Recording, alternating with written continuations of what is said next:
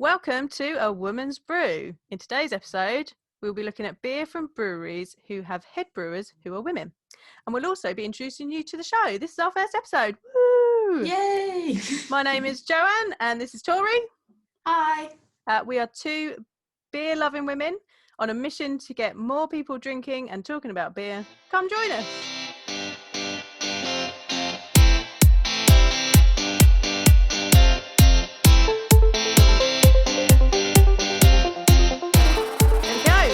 First show started. First ever show. Let's see how this goes, shall we?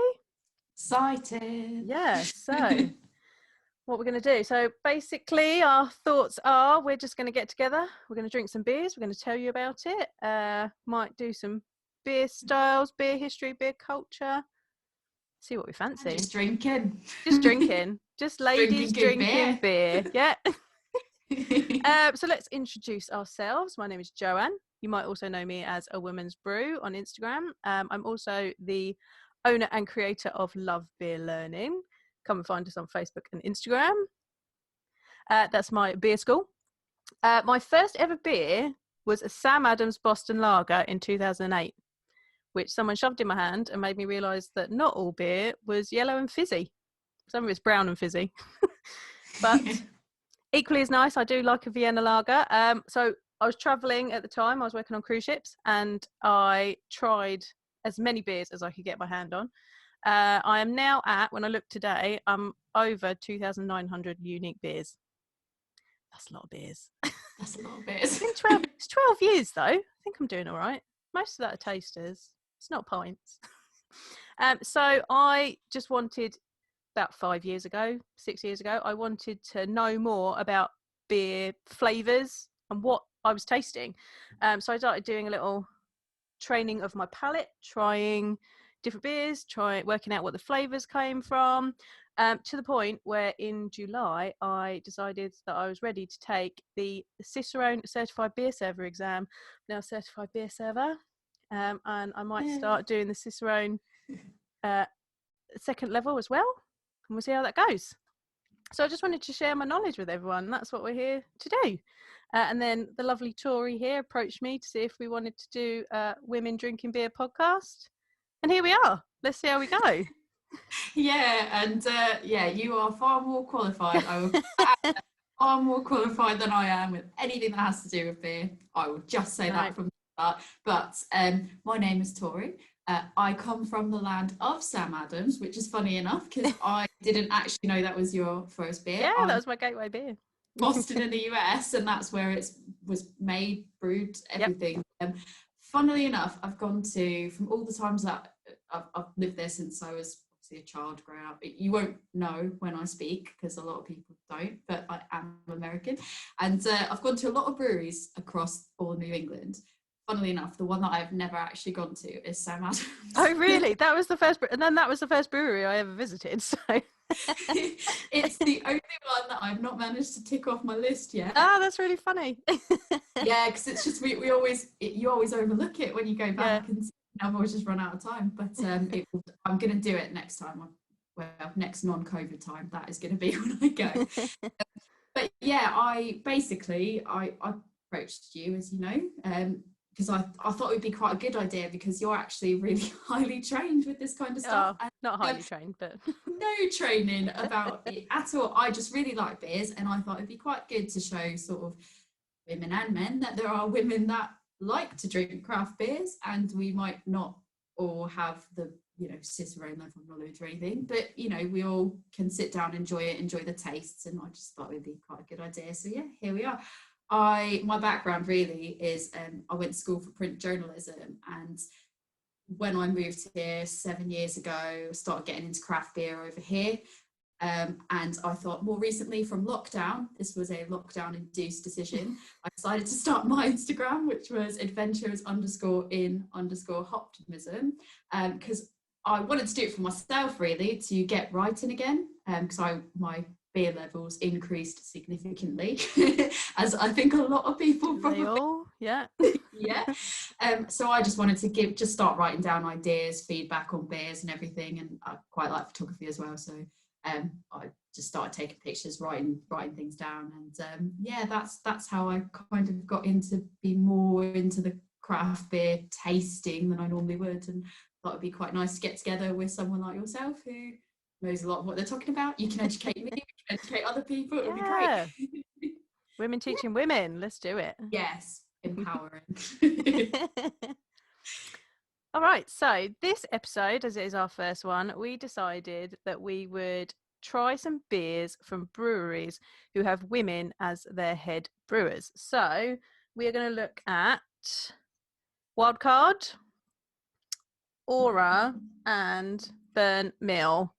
So we've actually, our plan going forward is that we have the same beers and we can taste them together and see what they're like together and whether we agree on flavors and whether we like them, but we haven't been able to do that this time, so we've got a little mix. I've got the Wildcard NEIPA, I've got the Aura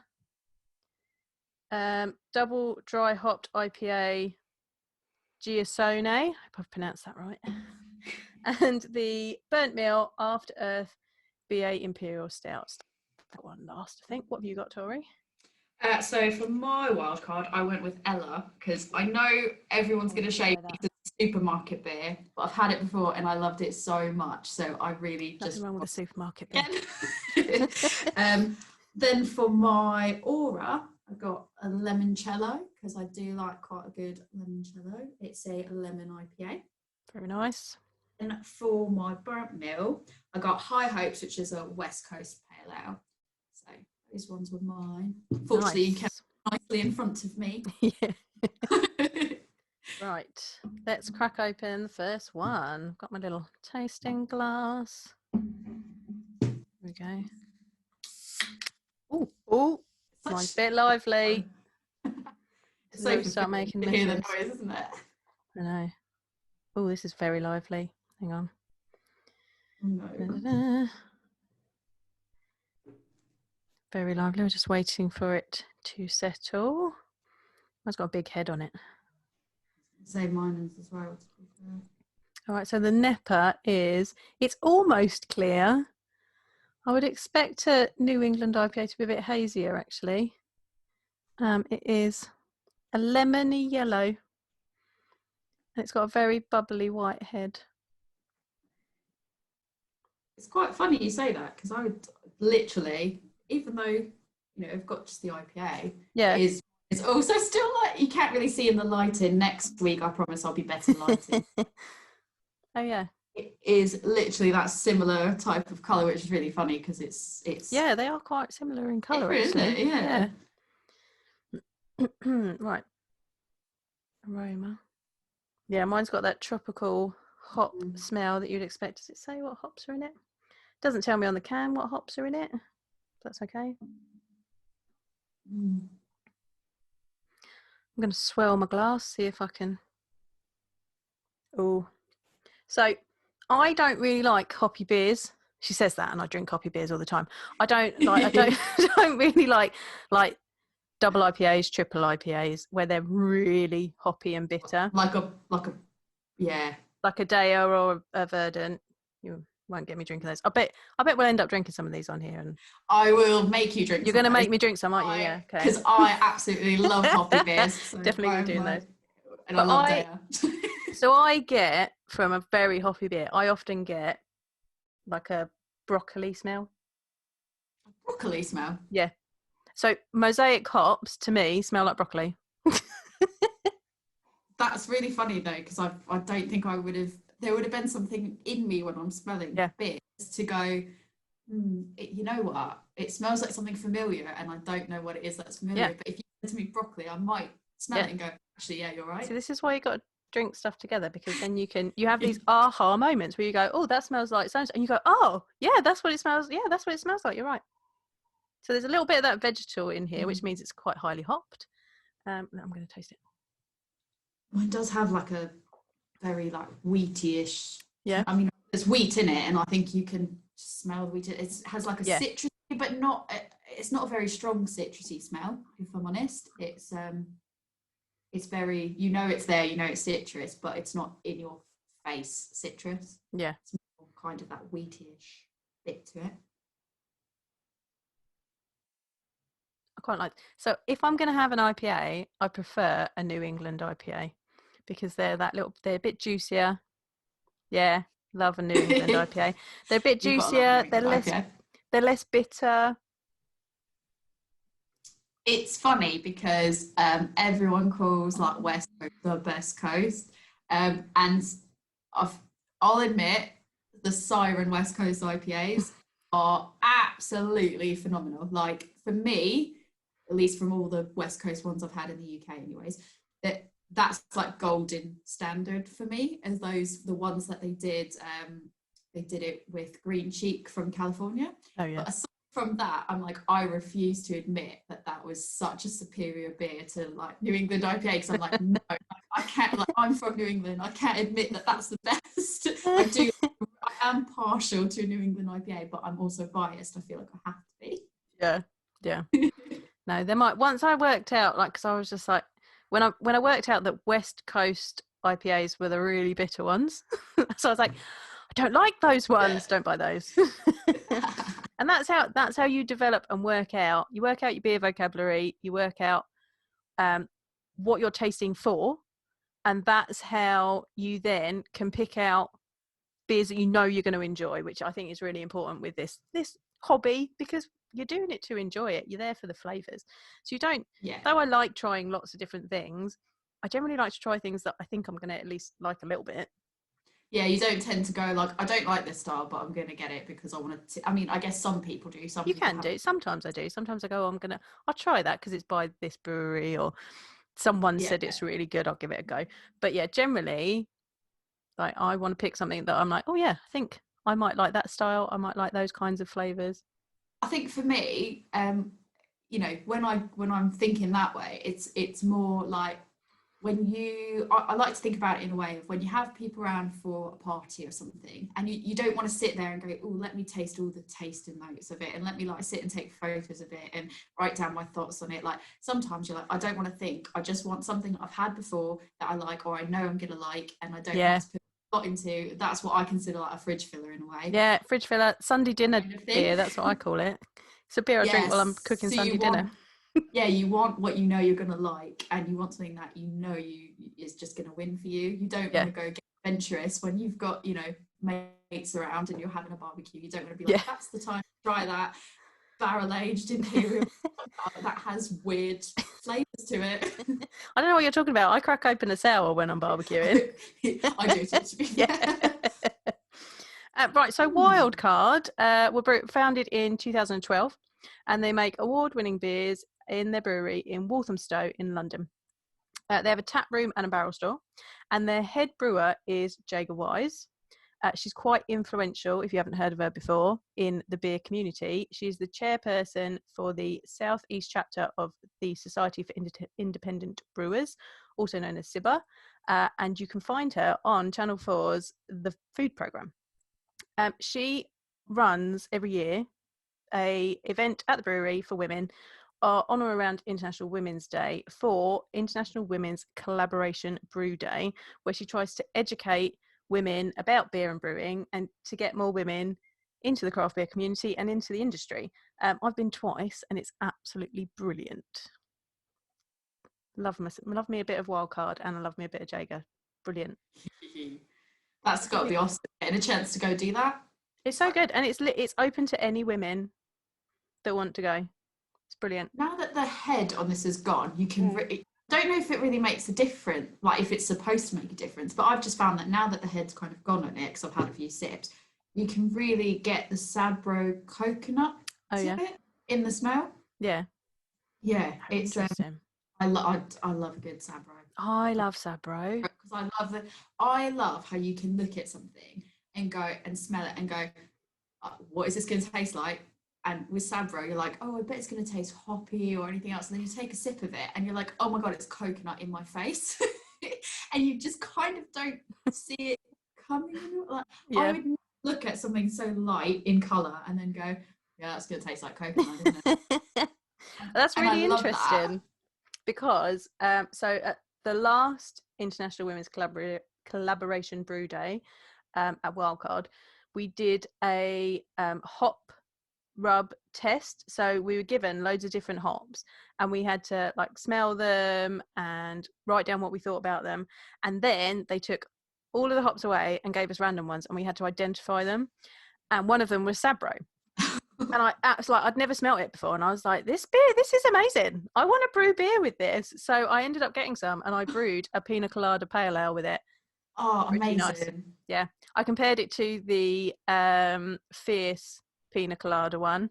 Theirs has got a bit of lime in it. Like, I think, well, it tastes to me like it's got a bit more lime, a bit zesty, but I thought mine stood up next to it. I mean, that's me saying it because I brewed it. but I think it's all right. Yeah, I like using Sabro. I think it's one of those Marmite hops, though. That's it. You need me now to come in as an independent judge here. So independent verifier. I liked the Collective Arts did a pina colada sour. Ooh. And it was absolutely phenomenal. And to even give it the benefit of the doubt of how amazing that I thought it was, you know, it's not to be taken lightly. I got it at a shop, and it was already at that point out of date. Oh right, and I don't think anybody had realised, and I hadn't. To be honest, I don't look. I just grab them. And you just assume they're in date. Yeah, and then I thought, you know, I've got a bit of time for it. It's a sour. It's got a bit of time. And I grabbed it when it was really sunny and nice out one day, and I thought this is going to be excellent. Looked at the can. It was like, it's out of date. I don't know, and it was quite a few months out of date. And I went, don't know how I feel about this, but you know what? If I'm gonna drain pour it, I'm gonna taste it. Yeah, might as well have a little taste. Not gonna make me sick. I'll do it. And it was so nice. Yay! I was like, don't let. I put in my Instagram post. Don't let it put you off. If you happen to find one of these and it's out of date, buy it anyways. It's so good. Well, sours last a little bit longer anyway, and it's with the age, it's the hops that are going to die off first, really. So, and that's it. It's not hoppy. It's very coconutty. Very. There's like pineapple in there. It was nice. It was nice. Yeah. Right. So, what do you think of your beer? I'm a fan of it. I like it. I like it at the price point it's at. I like it at like for the price point it's at, the fact that it's easily accessible at the supermarket. And that's not to take away, just a caveat, it's not to take away from independent bottle shops, ordering direct from breweries. I do all that, but I also can't help with when I'm in a grocery store, getting my groceries, also going, well, let me just have a look down the beer aisle. So I spread it out all over the place. And for the price and the accessibility of it, I just find it's really refreshing. It's got a crispness to it, and the coconut just comes through in such a nice way. There's one of these in my beer fridge. I'm gonna have to try it now. Be one of my tries. This is when you try it and you go, that's not any of that. What are you talking about? Not at all. I trust your judgment. So this is a nice standard beer. I think this is a barbecuing beer. Like definitely, like it's citrusy, tropical fruity, but like nice and level. Like you could drink it. It's not in your face, but it's a nice, like you're pleased by it. So good. Is it kind of like the sit out in the sun? Yeah, sit out in the sun with it. Get your barbecue on. It'll go down a little bit too quickly, but it's 5.4%, so it's not too bad. I was going to say, what's the ABV on that? That's mine's 5.7%. Yeah, it's not too bad. Those are quite normal ones, right? That was lovely. Quite light, good. Yeah. I enjoy Wildcard. It's a big thumbs up for them. Yeah, I would say. Right, what are we going for next? Oh, I don't know. Should we do, which one's yours is? Should we do Aura? Should we do Aura? Yeah, because you've got to do your burnt middle last. Yeah, I've got to do that one last. Definitely.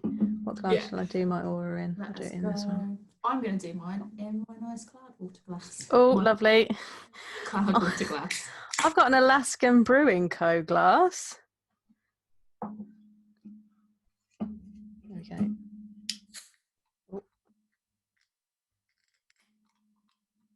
I was warned about how difficult it would be to pour into this glass because of the size, the shape of it.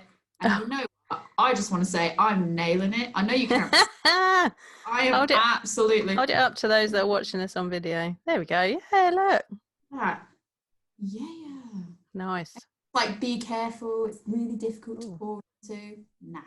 I did have a bit of trouble with my one that's a bit shaped like that just now. Taste that. Like, do I get like top marks for that? Yeah, well done. It's a good head on there as well. Well done. Want to get that head in there. Keep the aromas in. Very nice. Ooh. The aromas are strong. Yeah. It is pungent in the best way possible. This one's really floral. Yeah. Does it tell me what hops are in it? Oh, Mosaic, Simcoe, and Citra. Oats, Pale Munich malt, and it's got a New England style creamy soft mouthfeel with a soft pink grapefruit background. All right then. Oh, I've also got creamy mouthfeel. See, that's interesting that they say that it's got Mosaic in it, because normally Mosaic smells like broccoli to me. Oh no, wait, there it is. That just blow your mind. Right in the back. It's really underlying that broccoli bit that I get. So, I've got Citra and Centennial in mine. Ooh. I'm going to say on this, 100% on the smell, it's called Lemoncello. And if you didn't realise someone's just poured you a beer, you'd go, yeah, I think you've just given me a glass of Lemoncello. Like, if I couldn't see it, if you just looked like, oh, I smell it. Yeah, it's Lemoncello. It's very nice. Yeah. So mine is, I'm going to attempt to say mine again. Giasone double dry hopped IPA. So I didn't think I was going to like this. Well, I thought it'd be all right. But it's actually really lovely. So it's got quite a floral aroma, which I'm surprised by. A bit perfumey, which is not what I would expect from those hops. It's again almost clear, but just lightly hazed. Lemony colour again. This one's got a really soft, fluffy white head. Yeah, I would say, what's funny is I would say, and I don't know if it's like maybe how they, I don't know, you could tell me if it's because how it's brewed there, or where it's got a very, this looks like a cloudy lemonade, like if I were to home make lemonade. And yeah, this also has like a fluffy head to it, and I've had a few sips of it, and you can see like the head retention on it.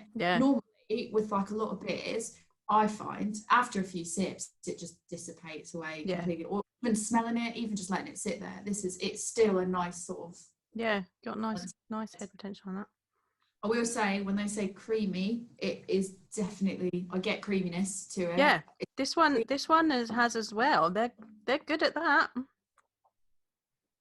Yeah, I will confidently say I could easily just drink this way too quickly on a nice summer day, having something nice and light out in the garden and at the beach or anything. Just, it's a very summery, nice taste, very refreshing.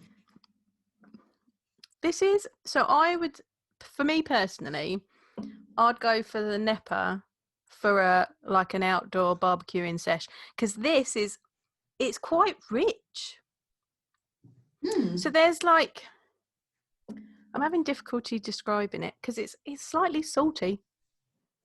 I don't, to be fair with mine, I don't think I would have mine with a barbecue, but I'd have mine with something at, like if you were sitting al fresco to get Italian. Yeah. And you had like a nice stone baked pizza outside, or like a salad or something that was just a bit kind of like, I wouldn't have something heavy or like a lot of meat. A salad, a pizza, something out in the garden. This limoncello, absolutely perfect for it. It's brilliant. Caprese salad, some nice buffalo mozzarella, beautiful. Anything Italian. So Aura they were founded in 2016 in Modena in Italy, and they had a passion for using fine Italian ingredients to create contemporary beer styles. I think that you can tell that in these beers. Like, you can tell that the ingredients are not not for around here. The Lemoncello, they've I believe that I've read it correctly. They've imported the lemons from Italy. Yeah, like Sicilian lemons. It is like Sicilian. This is lovely. Lemon. It's not Sicilian, but I don't think it's Sicilian, but it is Italian lemons that they've used directly for it. So they started selling beers in Milan, but they now brew out of Tottenham in North London. Their head brewer's name is Julia. I don't think she's been with them very long. She comes from Germany. She used to work on a hop farm in New Zealand, and she led a brewery in Greenland. So that's quite an interesting background. That is pretty cool. So I mean, that's going to make that's a really good background for producing interesting beers, which I think Aura make really interesting beers. It's funny because she's not Italian. I'm assuming obviously she probably visited the Italian brewery that they've got, but it's funny because she's really nailed the essential Italian limoncello taste for somebody not that you have to be Italian to be able to do that, but she's done it so remarkably well. And I'm actually really more impressed than I think I was going to be with this one. My expectation was it's going to be a lemon IPA. It's going to be probably quite tart, maybe a bit acidic. That's what I went into this thinking, and it'll be good, but maybe it just would be a bit too strong on the lemon, or I don't know. It's perfectly balanced. The lemon's there, but it's not overpowering, and it's not actually. There's a bit of tartness, but it's not actually that sour at all. And you get it a little bit at the back of your mouth, but not an overwhelming amount. And it's really creamy and just, I really like it. Yeah, this one's got a really creamy body to it. Like, they nail that. Yeah, Julia. Yeah. Well so this is quite citrusy. I'm getting more of those hops now as it's going on. It's got a really lemony aroma to me as well. I don't know whether it's just because you're saying about lemons. Did I maybe you've like put it in my head, but this one seems quite lemony and it's quite fresh. And it's I would say it's fresh. Got a really creamy, like a good creamy body, and then there is a slight. It's quite subtle bitterness, but it's very refreshing and it cleans your palate. So you just want to drink more of it because it's quite dry. It's really lovely. I would say I don't necessarily have a bitterness to mine, but it's definitely got that dry. I don't really know the right way to explain it, but sort of like the backbone to it, where it's kind of like it's not your immediate taste, but sort of coming off the back end of it. It is quite dry. It's drier than you realise, and that actually makes it, I think, a bit more refreshing because you just sort of go, "Ooh, that's a nice clean taste." You get a nice clean lemon taste, and it's phenomenal. It's really nice, actually. Highly attenuated, so there's not a lot of residual sugar, and so it's dry, and then it makes you want to drink more. Fun fact that I didn't know. There you go. I know why. I'll drop those in every now and then just for you. That's what I need. That's why I thought this would be brilliant, because you've got me speaking in caveman going, "It smells like lemon." Not caveman. So this is what you need to know about beer tasting. If you taste it, then it's there, because everyone tastes differently. So if you I smell broccoli. Other people think that Mosaic's the best hop ever, whereas I'm like, oh, smells like broccoli. Not into that. I would rather have a roasty coffee, chocolatey stout, whereas other people are like, oh, I don't like that. It's totally down to personal preference, and everyone tastes differently. So if you taste it, it's there. Just have the confidence to say it. Yeah, I agree. And as much as I take the pee out of myself by saying stuff like that, like saying, "Oh, it's caveman," or whatever, that is, to be quite honest, like that's why I thought this would be such a good idea, because I thought we could just show people you can just describe things as you describe them, and it's not wrong. It's just how you see them and how you taste them and how you smell them and all that. Absolutely. And it doesn't matter who you are or what you know or don't know. It's just like, if you, like you said, if you see it and you smell it, you do, it's there. Absolutely. All right, are you ready to go on to the last one? Oh yeah, I'm gonna finish this. I really like it. Right, I know, this one's really nice. We made good choices. Well done, us. That was, yeah, pat on the back for me. That was good. Yeah, we did good. We did good. Okay, right, we're now on to burnt meal. I have got After Earth, a BA Imperial Stout. What's it got in it? Oh, molasses. High Hopes West Coast Pale Ale, 5%. And I don't know what hops are in this one. Let's see. Ooh. Oh, it's a good job I left this one till the end. Citra. Oh, there's a lot of hops. Mosaic, Citra, Chinook, Simcoe, and Centennial. Oh, nice. All those lovely American ones. Well, they knew. Yeah. They knew when I picked this up. Ooh. And I'm going to, surprisingly, I've picked it to drink out of my American Cook glass. And it says the granddaddy of craft on it. Nice. Nice. This is it. I feel like we just need to like showcase all of our beer glasses because I've got a collection. I've got a collection. Have you? Yeah. But you probably have more than I do. And why I will say is because I stop myself, because my husband's like, no, this is not like what we don't have. This is ludicrous. We don't have space to put any more glasses. So I've went to Tiny Rebel and I got a bar mat because I was like, he's like, no, you've got Tiny Rebel glasses. You're not getting any more.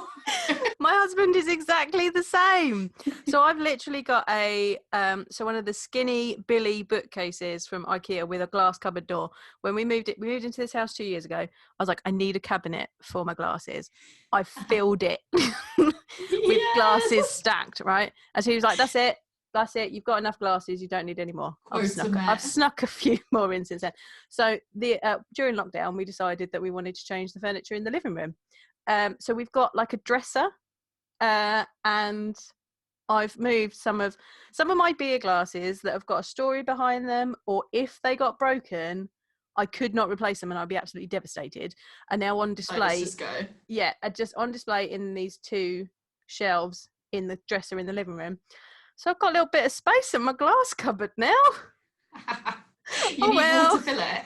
To be fair, can I make an argument for myself, just in case anyone's judging? So for me, the reason I've collected a few is because when I like to go to breweries, I like to go to tap rooms, I like to do all that. And especially when we travel, we go back to the US to see my family, or we go to Japan, or, wherever we've gone on holiday. I like to go to the tap rooms and I want to take something back with me, but I want to take something back that's going to be useful and meaningful. And I think glasses are perfect because you use them, you use them regularly.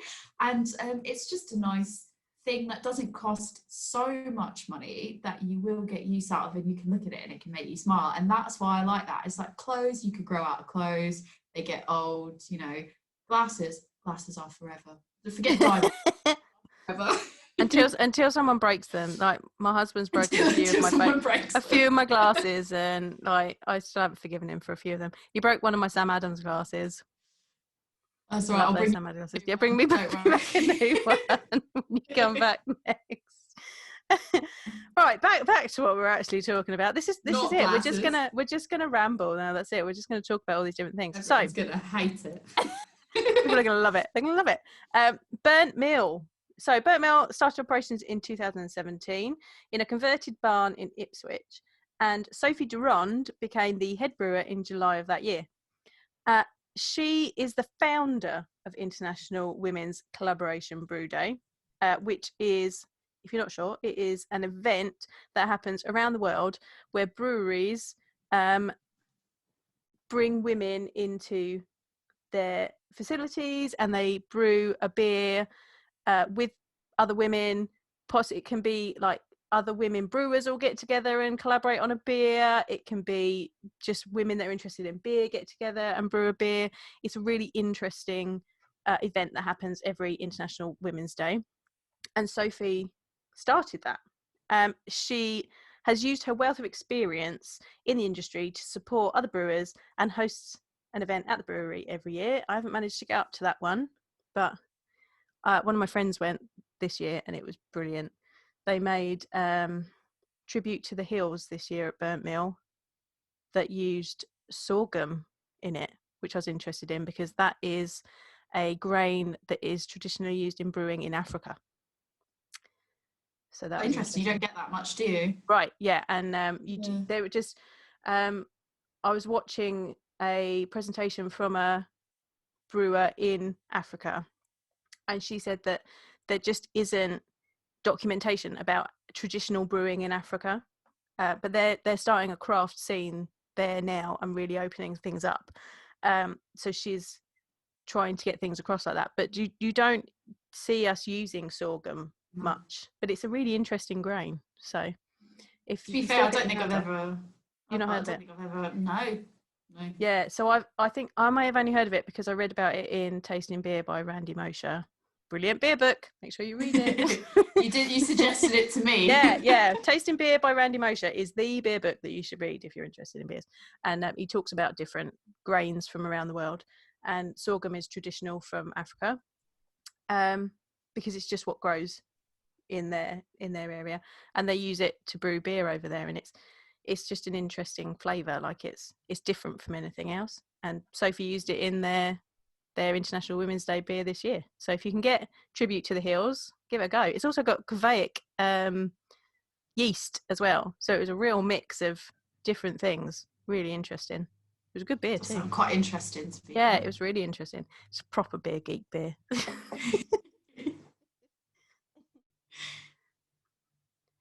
Right, what have I got in mine? So mine says it is a complex mix of specialty and dark malts make up the grist with cane molasses added in the boil. So grist is the crushed up grains that you use to make beer. Then they've added molasses in the boil, and the beer was then left to age in ex-bourbon barrels. Coffee, vanilla, and toasted coconut flakes were introduced before packaging to further complement the beer's rich and complex flavour. Right, let's see. But the head's not really lasted on it. That's not a surprise for a stout.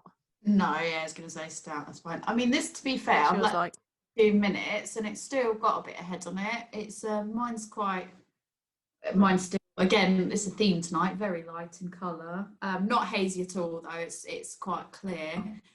It looks I'm expecting it to taste carbonated because I can see it bubbling away. You see the bubbles? Yeah, absolutely bubbling away. Large, medium, or small carbonation bubbles? It's quite small, actually. Yeah, tight bubbles. I didn't even know you could have. Now I'm getting very. Yeah. See, large bubbles? These are the things. Like, is it small, tight, fast bubbles, or is it like bigger ones? Yeah, so that's going to be really carbonated. See, these are the things you got to look for. Already teaching, brilliant, love it.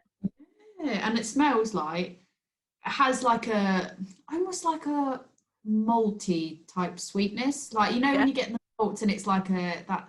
It's not sweet like sugar sweet. It's like malty sweet. Yes. Is kind of what it smells like. Like Maltesers? Yeah, kind of. Mm-hmm. Yeah, obviously without the chocolate bits here. But, oh, I'm hungry now. I could go for some Maltesers. Right, so this is like a really dark brown. It's got a bit of a red hint to it. It did have a beige head, but that's completely gone. It smells caramelly to me, and there is that, I can smell the bourbon barrel in the aroma. Hang on. I'm giving it a swirl with my hand over the top of the glass because that helps trap in the aromas.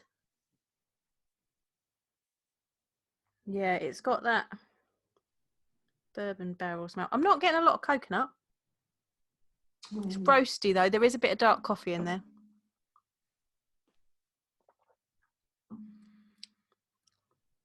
It's smooth, quite thick.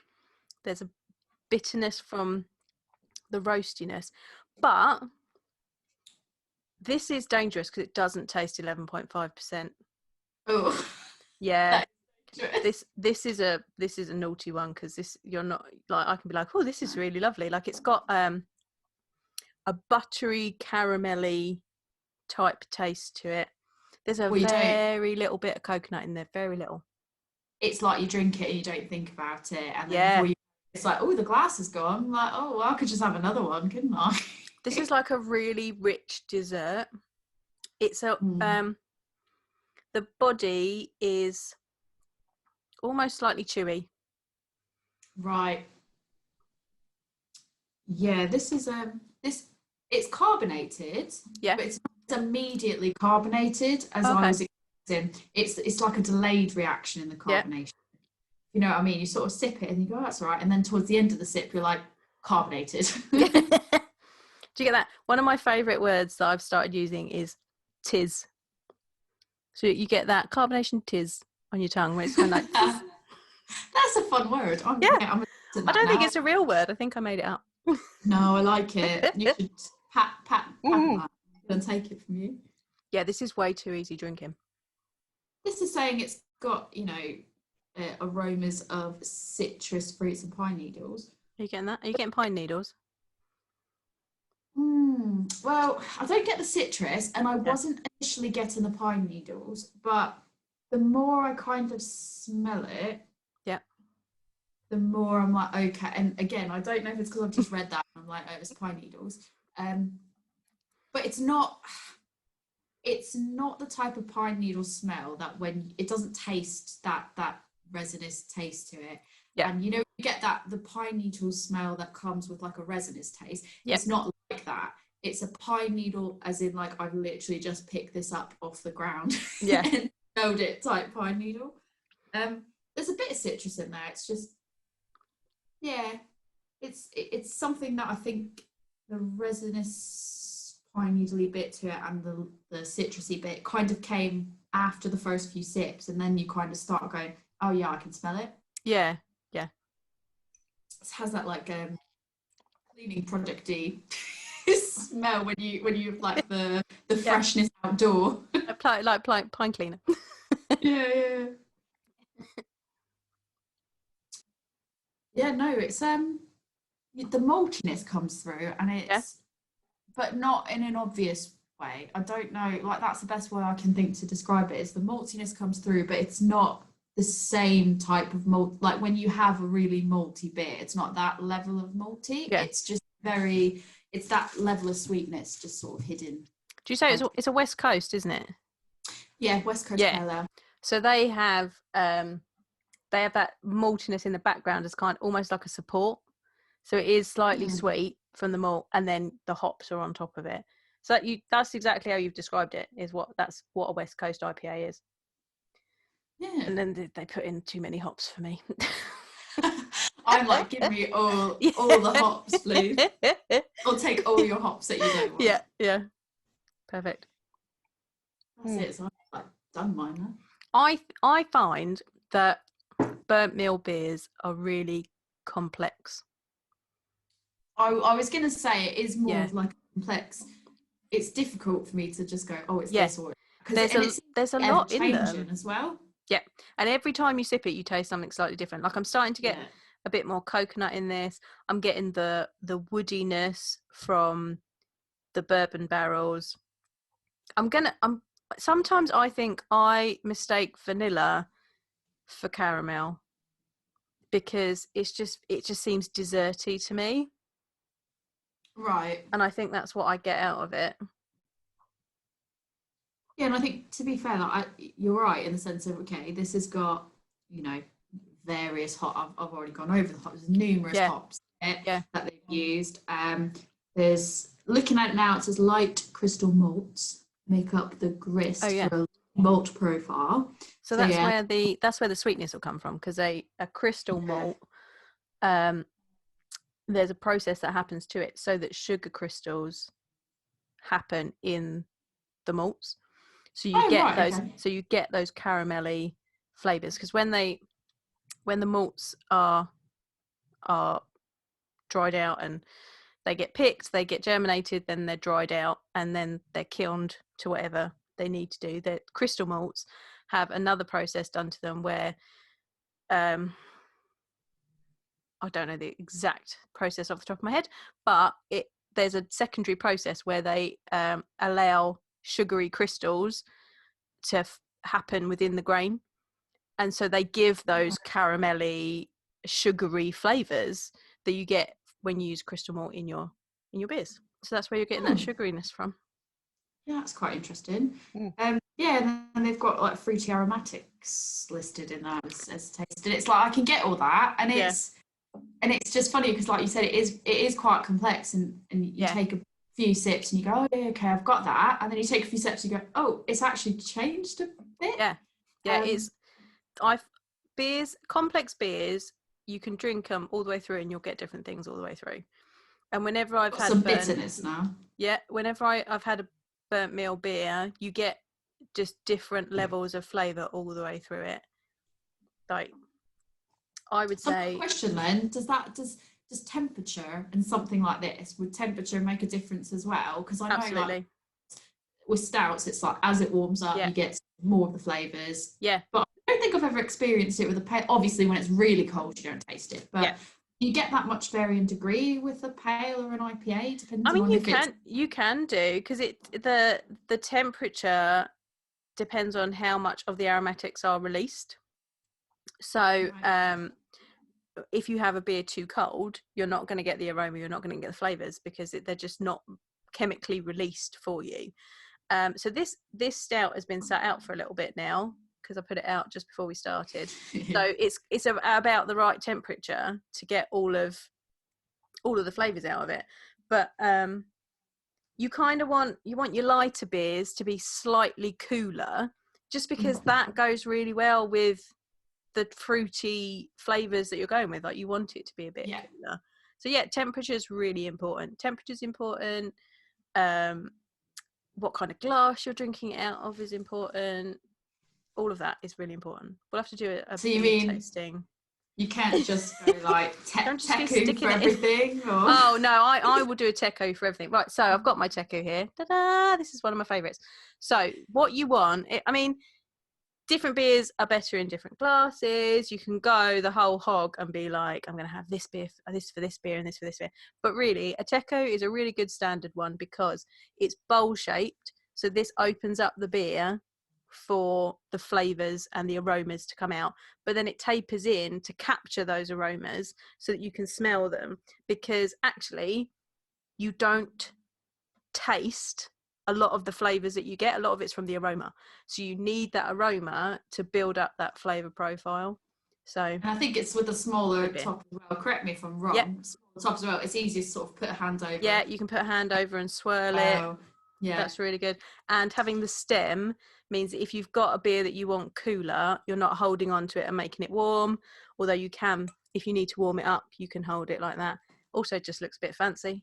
I was just going to say, for me, we already, before we started recording, I already said it, for me, it makes you feel fancy. I feel luxurious. Like, it might not, I didn't know all this, so you've just like educated me. But for me, I don't care if it's the nicest one or the right one to drink out of, or the right or wrong. For me, it's like, it looks amazing. If I'm at somebody's house and I'm drinking a beer and I haven't got my glasses with me, for example, at New Year, I went to my cousin's house and I was just like, where are your wine glasses? I need a wine glass for my beer, please. Where are your pleb glasses? I was just like, she's got them in like a nice cabinet in her kitchen. And I'm like, can I have one of your wine glasses? I'm going to put my beer in it. Give me your finest pleb glass. The rest of the family are just so used to me now. In fact, we play a new game at New Year now called what weird beers can Joanne make everybody drink? You know what's funny? So my in-law, okay, obviously we've established I'm from the US, my family's in the US, my husband's British, so his family's here. Some of my in-laws literally live around the corner from us, so we'll go over there for dinners and all that, and we're going to be with them this weekend as well. They like to call our beers the funny beers. So absolutely. They will go, so we've got my brother-in-law, he like exclusively pretty much drinks Carlin or Carlsberg. Like, it's one or the other. It's usually Carlin. If you can't get it, it's Carlsberg. But they are so good because they make the added effort to be like, well, I was at the shop and I picked you up some brew dogs or something like this. But like, they don't say like, I got you some brew dog. They're like, we got your funny beers in the other. That's exactly what my family are like. We bring them around. We'll leave them in their fridge for when we go around because they're so close and they've got dogs. We've got a dog. We go over. It's like we'll just bring beers, leave them. Oh yeah, funny beers. We've moved them to the other fridge. Like, it makes me laugh every time she calls them funny beers. Oh, it's brilliant. It's so. But the thing that gets me is my uncle and my granddad. Were beer drinkers. I remember them being beer drinkers, and they drank real ale, what we know as real ale now, and they were Courage Best bitter drinkers from what I remember from my childhood. They then moved on to Foster's when that wasn't available anymore, and then my uncle moved to John Smith's. And now he's really impressed with himself because he drinks Doombar.